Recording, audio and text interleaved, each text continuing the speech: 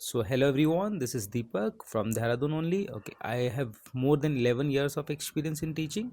I have qualified so many exams like CDS, FCAT, bank PO. Basically इस video को बनाने का purpose मेरा ये है कि जो बहुत सारे पेरेंट्स होते हैं दे थिंक्स दैट कि बड़े इंस्टीट्यूशन में ही बहुत अच्छी पढ़ाई होती है, वहाँ पर ही बहुत अच्छे टीचर्स होते हैं। तो ऐसा नहीं होता, ऐसा हमेशा नहीं बोल सकते हम लोग, ठीक है। क्योंकि बहुत सारे टीचर्स जो होते हैं वो इंडिविजुअली काम करना चाहते हैं, क्योंकि वो बहुत सारे इंस्टीट्यूशन में काम करके देख चुके हैं। क्योंकि बेसिकली होता क्या है, जब when you are working in an institution as an employee, तो आपको सिर्फ पढ़ाने के अलावा और कंटेंट देने के अलावा बहुत सारी एक्स्ट्रा एक्टिविटीज़ भी कराई जाती है, जिससे टीचर के ऊपर बहुत सारा बर्डन भी हो जाता है। तो वो कंटेंट को उतना अच्छा नहीं बना पाता और उतना अच्छा डिलीवर भी नहीं कर पाता है, ठीक है।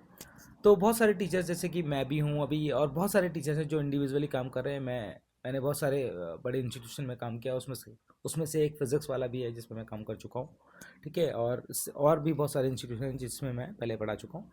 तो और ये चीज़ें मैंने मतलब नोट की है, इसलिए मैं आपको बता रहा हूँ, ठीक है। और एक दूसरी बात मैं बताना चाहूँगा कि बेसिकली होता क्या है कि बड़े इंस्टीट्यूशंस में देखेंगे आप कि एक ही क्लास में 50-50 बच्चे बैठे हुए हैं, ऑनलाइन क्लास में 50 बच्चे बैठे हैं, ठीक है। देखो बड़े बच्चे, जहाँ तक कि अगर बड़े बच्चों की बात करें, मतलब 18+ की बच्चों की बात करें, तो वो लोग की ग्रेस्पिंग पावर अच्छी होती है, बोल सकते हैं हम लोग, ठीक है। और उनकी समझने की जो एक कैपेबिलिटी होती है, जो क्षमता होती है, वो अच्छी होती है, वो समझ लेते हैं, ठीक है। इतना कैपेबल होते हैं बच्चे। जो छोटा बच्चा होता है, जो छोटा बच्चा like those who are preparing for RMC, Sainik school, RMS, okay, preparing for olympiad, या फिफ्थ से लेके 10 तक के बच्चे, बेसिकली जो मैं कहना चाहता हूँ, तो उनके बहुत बच्चों के बहुत मासूम से डाउट्स होते हैं, बहुत छोटे छोटे डाउट्स होते हैं। तो उसके लिए अगर इतनी बड़ी क्लास बैठी है ऑनलाइन में, इतने सारे बच्चे बैठे हैं, तो हर बच्चे पे हम फोकस वैसे भी नहीं कर पाते हैं, ठीक है। तो कोशिश मैं पेरेंट्स से ये कहना चाहूँगा कि कोशिश ये करिए कि जो जहाँ पे आप बच्चे को एडमिशन दिला रहे हैं, तो वहाँ बच्चे का जो जिस ग्रुप में वो बैठा रहे हैं, जो बैच बनाए, तो वो 25 से ज़्यादा ना हो तो ज़्यादा अच्छा है, ताकि बच्चा आपका अच्छा सीख पाए, है ना। तो अच्छा सीख पाएगा, टीचर उन पर फोकस कर पाएगा, और बच्चे के डाउट अच्छे से क्लियर होंगे, तभी तो बच्चा सीख पाएगा, ऑब्वियस सी बात है, ठीक है। और the last thing I want to say कि बच्चों को कोशिश की कि मोबाइल बहुत ज़्यादा देर के लिए मत दीजिए, ठीक है। क्योंकि मैं ऐसा क्यों फील कर पा रहा हूँ, वैसे तो आप लोगों को पता है कि मोबाइल नहीं देना चाहिए, ठीक है। लेकिन बेसिकली मैं क्यों कहना चाह रहा हूँ, क्योंकि मैं जब बच्चों को डेली प्रैक्टिस पेपर देता हूँ, जो डीपीपीज होती हैं, तो बच्चे क्या करते हैं, बच्चा पहले आंसर देने के चक्कर में, वो क्योंकि बिकॉज वो बच्चा बहुत क्यूरियस हो जाता है कि मैं पहले आंसर देता हूँ सर को, ठीक है।